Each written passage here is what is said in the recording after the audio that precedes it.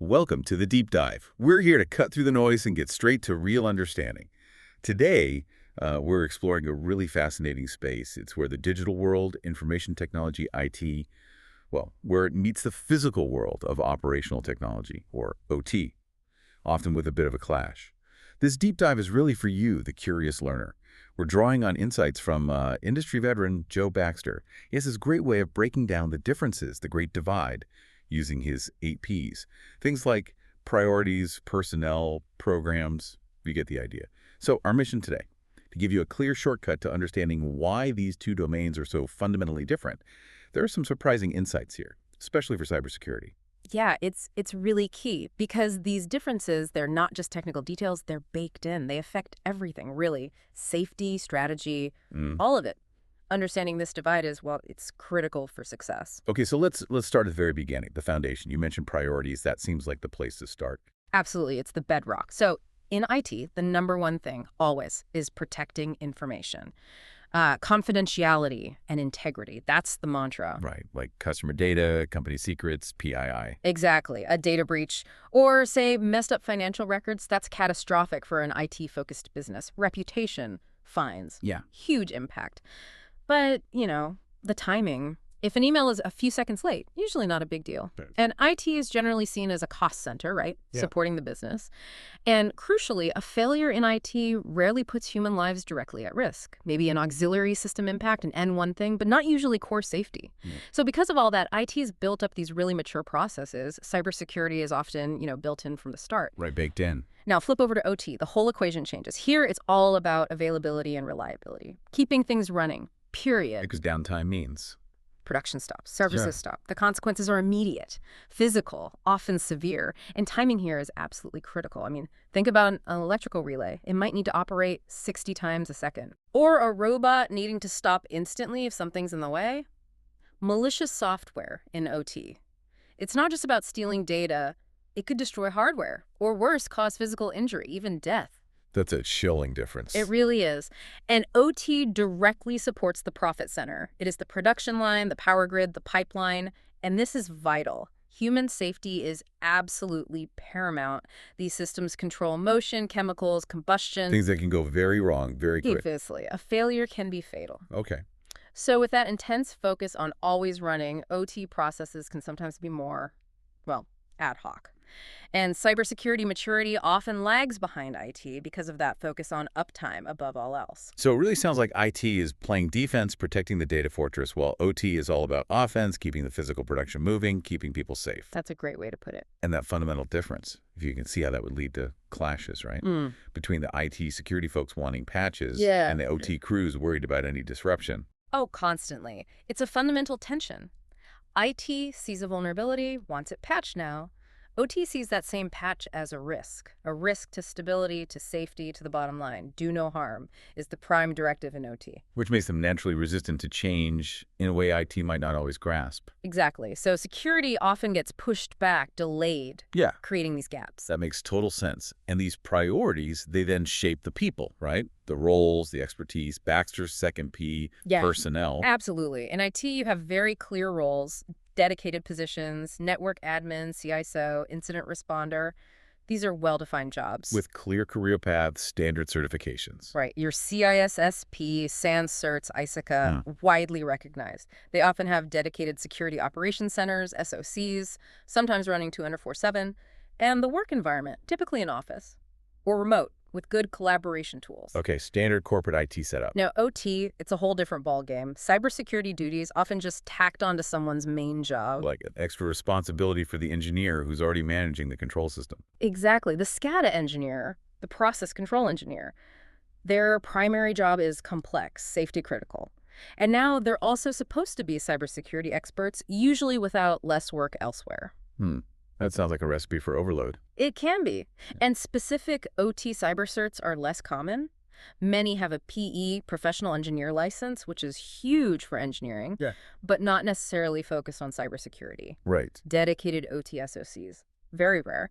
And plugging into the IT SOC, that's tricky.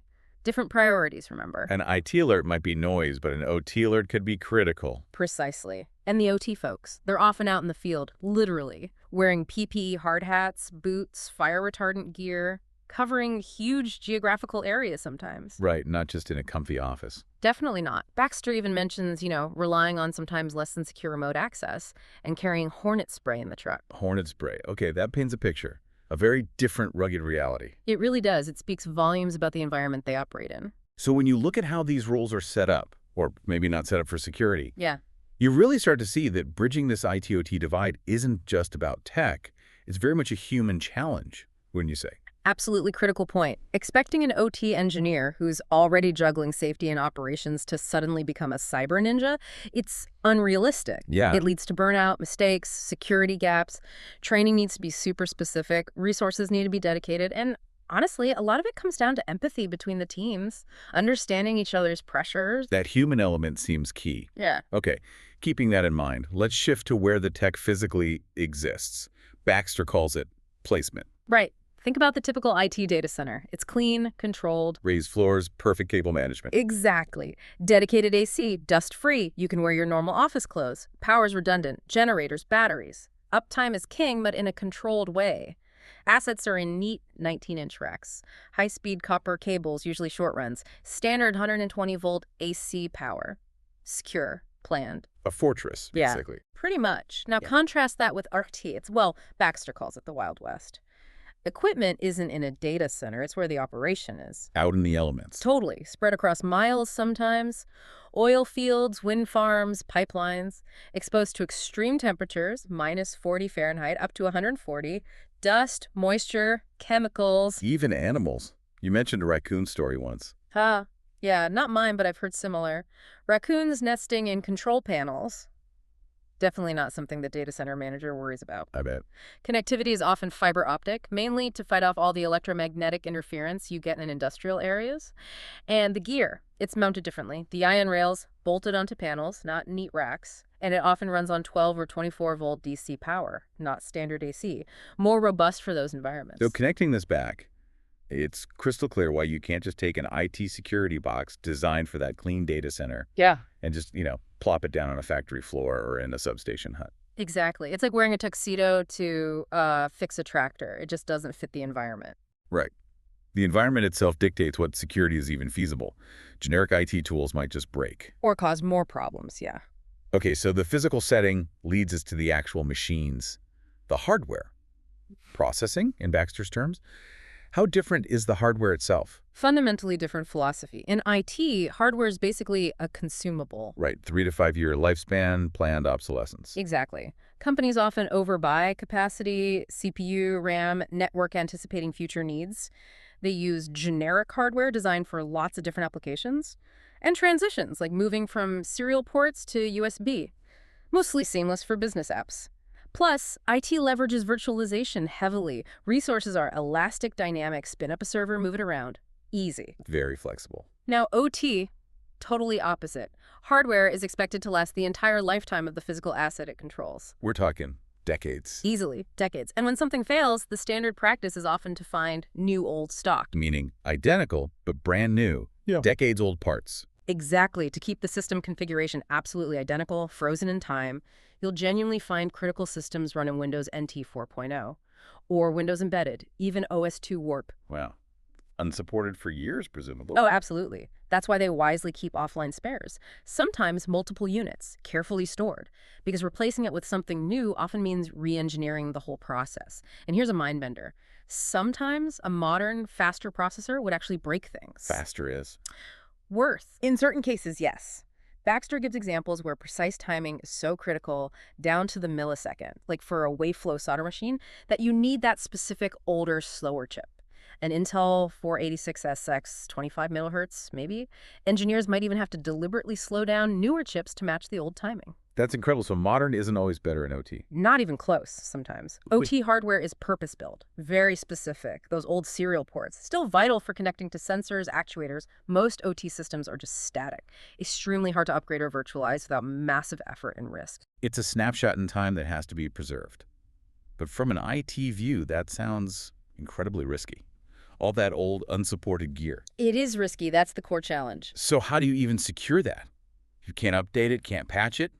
because it breaks the process. That's the million-dollar question, isn't it? If it ain't broke, don't fix it. Mantra isn't just laziness. It's rooted in real risk. Risk of downtime, lost production, Yeah. safety. Exactly. A patch that's routine in IT might mean months of testing FAT, SAT, and a scheduled outage costing millions in OT.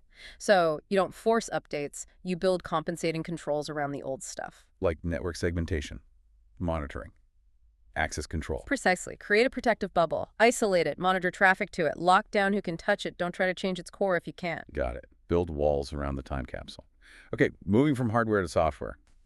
The brains, Baxter's programs. Right. IT software focuses on access control, like DC, discretionary, or RBAC, role-based. Access problems are usually inconvenient, but the world doesn't end. Applications are mostly user-centric. Think email, Word, SaaS tools, lots of web interfaces. People use directly. Exactly. User-land software. Custom development is pretty common. And IT is very software-centric. The hardware underneath often doesn't matter much. Lots of apps are cloud-based, need the internet, get patched automatically. The usual IT landscape. Yep. Now, OT applications, they operate under a much stricter model, almost like mandatory access control, MAC. If a resource isn't available, production stops instantly. These apps are asset-centric, focused purely on controlling or monitoring the physical asset. User experience, modern UI, not really a priority. Function over form to the extreme. Totally. And custom software. OT teams rarely build it themselves. Vendors deliver complete, highly tested systems. Remember, FAT and SAT, factory and site acceptance testing, months of rigorous validation. Right, before it even goes live. So the OT space is dominated by these vendor-specific applications.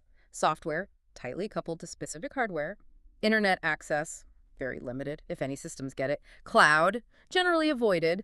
And patching, it's manual, highly controlled, tied to those rare planned outages we talked about. So that mandatory access model, where unavailability is catastrophic, that really changes the game for security updates. Completely. Automatic patches like on your laptop, unthinkable in most OT. The risk of introducing an unknown variable into that tightly controlled system is just too high without massive testing. Exactly. And this vendor-specific manual patching, it must make staying secure a constant battle, right? Like always being behind the curve. It is a huge challenge. Systems run with known vulnerabilities for potentially long periods between outage windows.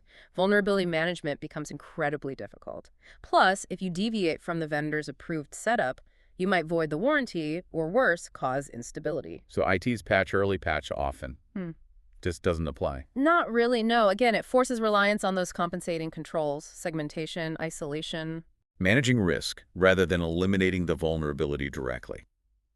Okay, let's move on to the data itself. Parameters, Baxter calls it. Yeah, the raw information. In IT, data is like this living, breathing thing. There's a whole industry built around classifying it, protecting it, even monetizing it. Big data, analytics, AI. Right. Software tags it, encrypts it, stores massive amounts for easy access. Metadata flies up to the cloud constantly, feeding AI for capacity planning, threat hunting, everything. IT databases are enormous.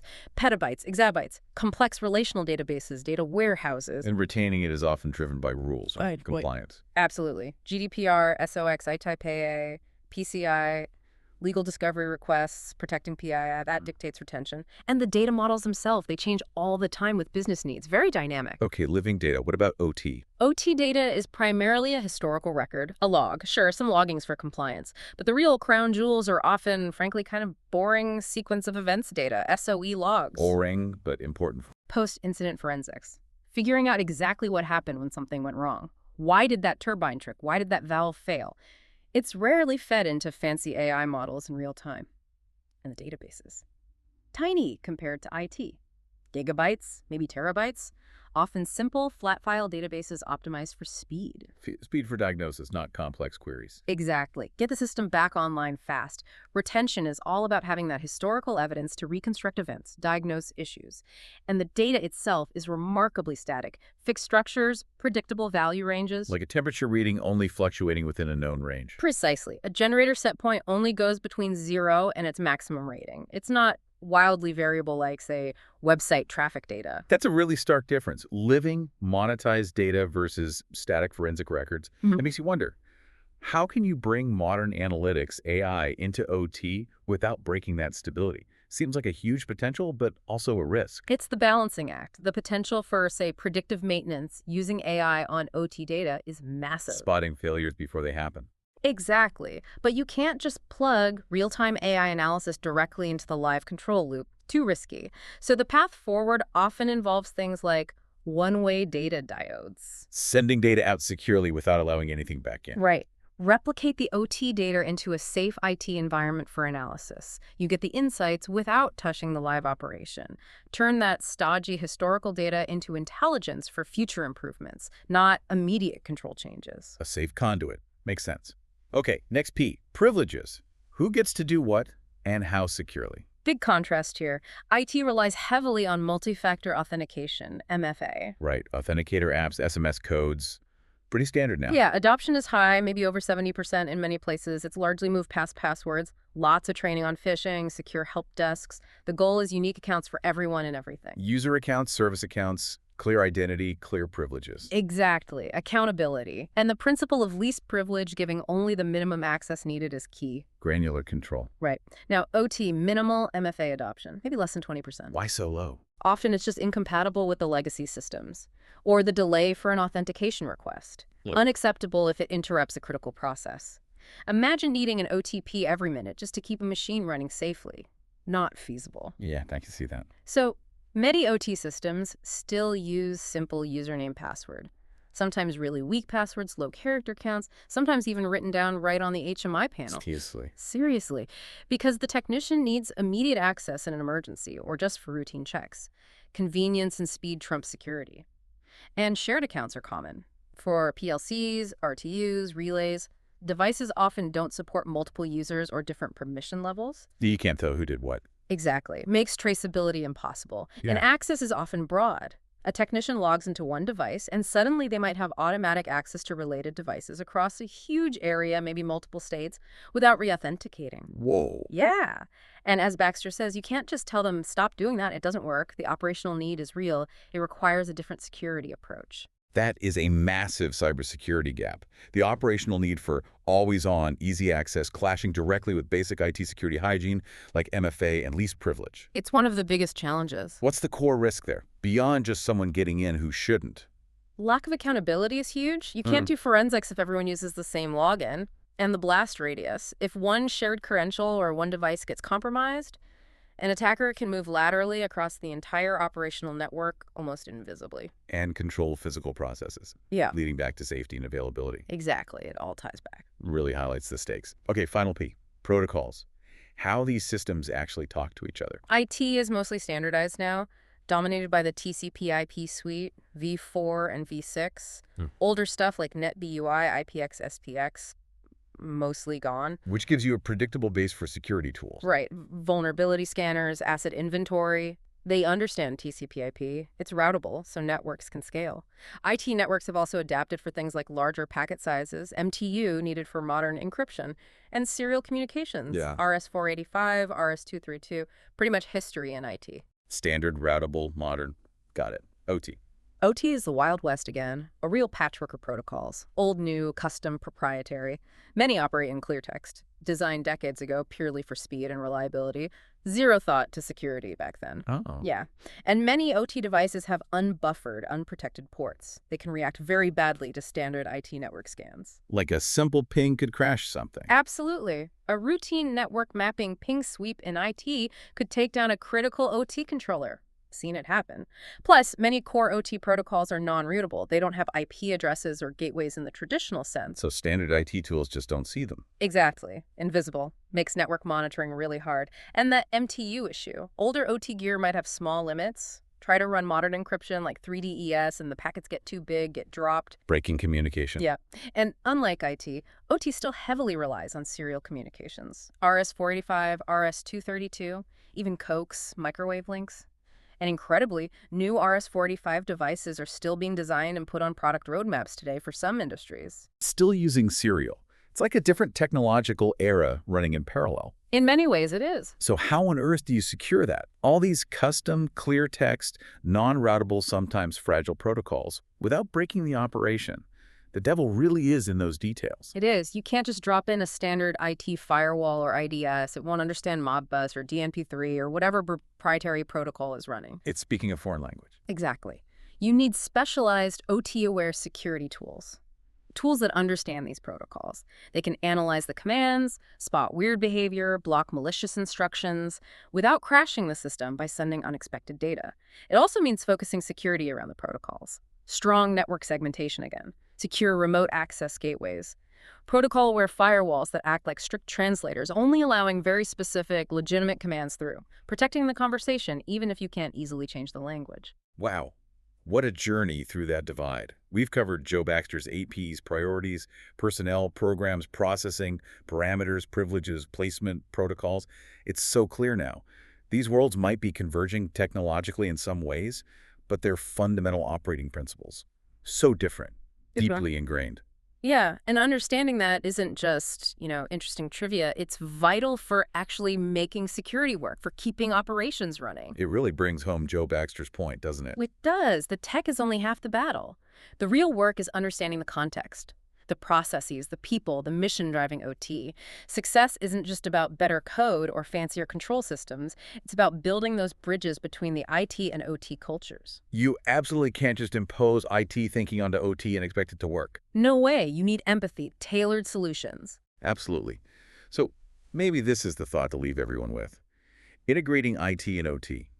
It's not just a technical puzzle. It's fundamentally a human and organizational challenge. So how can you, maybe in thinking about complex systems, or even just different teams in your own workplace, how can you start building those bridges? By really trying to see the world through the lens of those other Ps, recognizing and respecting those different drivers. Yeah, understanding why they operate the way they do. It might just be the key. Something to think about until our next deep dive.